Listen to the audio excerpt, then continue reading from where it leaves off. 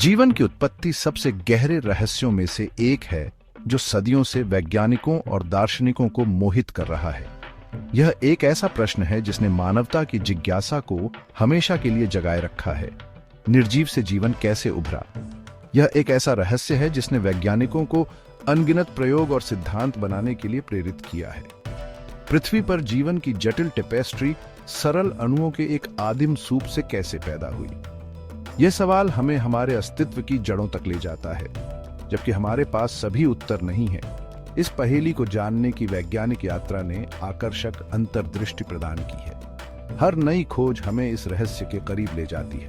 रासायनिक विकास के लेंस के माध्यम से हम निर्जीव पदार्थ से जीवन की पहली फुसफुसाहट तक की उल्लेखनीय यात्रा का पता लगा सकते हैं। ये यात्रा हमें दिखाती है कि कैसे सरल रासायनिक प्रतिक्रियाएं जटिल जीवन रूपों में बदल सकती हैं। अरबों साल पहले हमारे ग्रह की कल्पना करो।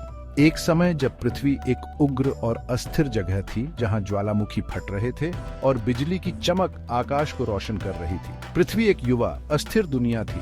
यह एक ऐसा समय था जब जीवन की कोई निशानी नहीं थी, केवल अराजकता और विनाश। ये उस जगह से बिल्कुल अलग जगह थी जिसमें हम आज रहते हैं। आज की शांत और हरी भरी पृथ्वी की तुलना में प्रारंभिक पृथ्वी एक क्रूर और कठोर वातावरण था। फिर भी इस अराजक वातावरण के भीतर जीवन के बीज बोए गए थे। यह एक अद्भुत प्रक्रिया थी जिसने निर्जीव अणुओं को जीवित कोशिकाओं में बदल दिया। यह निबंध जीवन की उत्पत्ति की मनोरम कहानी की पड़ताल करता है। हम उन प्रक्रियाओं और घटनाओं को समझने की कोशिश करेंगे जिन्होंने जीवन को जन्म दिया। हम रासायनिक विकास की प्रचलित वैज्ञानिक समझ में तल्लीन होंगे। ये समझ हमें यह जानने में मदद करेगी कि कैसे सरल रासायनिक प्रतिक्रियाएं जटिल जीवन रूपों में बदल सकती हैं। समय के माध्यम से एक यात्रा पर मेरे साथ प्रारंभिक पृथ्वी के आदिम सूप में वापस। हम देखेंगे कि कैसे सरल अणु एक साथ आए और जीवन के निर्माण खंड बने। हम सरल अणुओं के जीवन के जटिल निर्माण खंडों में परिवर्तन देखेंगे। यह एक जटिल और अद्भुत प्रक्रिया है जिसने जीवन को जन्म दिया। रसायन विज्ञान और ऊर्जा के जटिल नृत्य से चकित होने के लिए तैयार रहे, जिसने अंततः जीवन को जन्म दिया। जैसा कि हम जानते हैं, यह एक ऐसा नृत्य है जो आज भी जारी है। हमारी खोज न केवल अतीत को रोशन करेगी, बल्कि हमारे ग्रह से परे जीवन की खोज के लिए रोमांचक संभावनाओं पर भी प्रकाश डालेगी। यह हमें यह सोचने पर मजबूर करेगा कि क्या हम इस ब्रह्मांड में अकेले हैं या कहीं और भी जीवन है। जीवन की उत्पत्ति को समझने के लिए हमें समय में वापस प्रारंभिक पृथ्वी की यात्रा करनी चाहिए। एक ऐसी जगह जो आज हम जिस दुनिया को जानते हैं उससे बहुत अलग है। एक ऐसे ग्रह की कल्पना करो जहां क्षुद्र ग्रहों की बमबारी हो रही है, ज्वालामुखी विस्फोट हो रहे हैं और एक जहरीले वातावरण में डूबा हुआ है। यह वह क्रूसिबल था जिसमें जीवन पहली बार उभरा था। वातावरण उस ऑक्सीजन युक्त हवा से बहुत दूर था जिसमें हम आज सांस लेते हैं। इसके बजाय ये मीथेन, अमोनिया और कार्बन डाइऑक्साइड जैसी गैसों का एक जहरीला मिश्रण था। ये गैसें जीवन के लिए नेगोस्टीनी होती, जैसा कि हम जानते हैं। महासागर भी बहुत अलग थे, संभवतः गर्म, अम्लीय और ज्वालामुखी गतिविधि के साथ लगातार मंथन करते थे। यह इस अराजक और प्रतीत होता है कि नेगोस्टीनी वातावरण में था कि जीवन ने पहली बार पकड़ बनाई।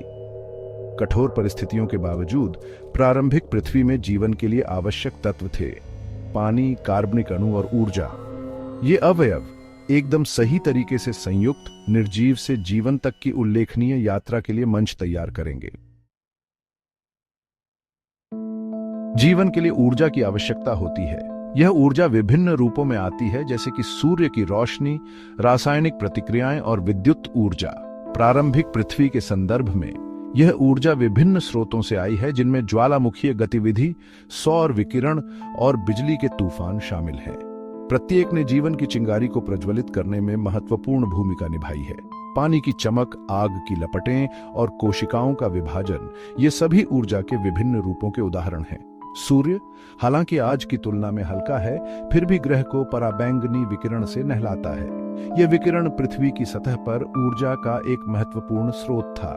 यह ऊर्जा तीव्र बिजली के तूफानों के साथ रासायनिक प्रतिक्रियाओं को चलाने के लिए आवश्यक सक्रियण ऊर्जा प्रदान करती है।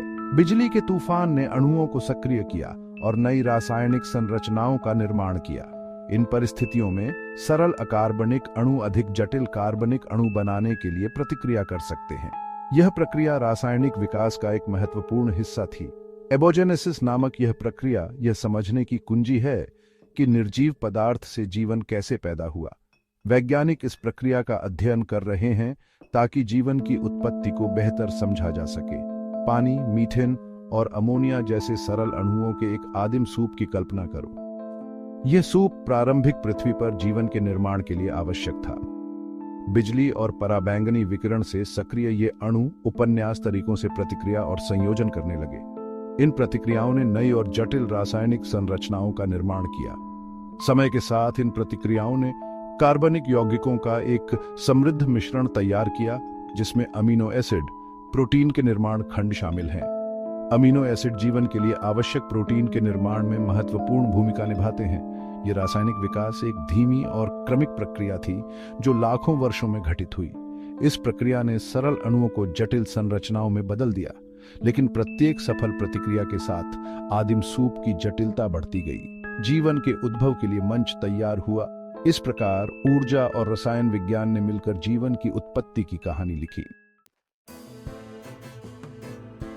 सरल कार्बनिक अणुओं का निर्माण एक महत्वपूर्ण कदम था, लेकिन जीवन के लिए उच्च स्तर के संगठन की आवश्यकता होती है। ये अणु जो कार्बन, हाइड्रोजन, नाइट्रोजन और ऑक्सीजन जैसे तत्वों से बने होते हैं, जीवन की जटिलता की नींव रखते हैं। ये सरल अणु जीवन की विशेषता वाली जटिल संरचनाओं में कैसे इकट्ठे हुए? ये सवाल वैज्ञानिकों को लंबे समय से परेशान कर रहा है। इन अणुओं का एक साथ आना और जटिल संरचनाओं का निर्माण करना एक अद्भुत प्रक्रिया है।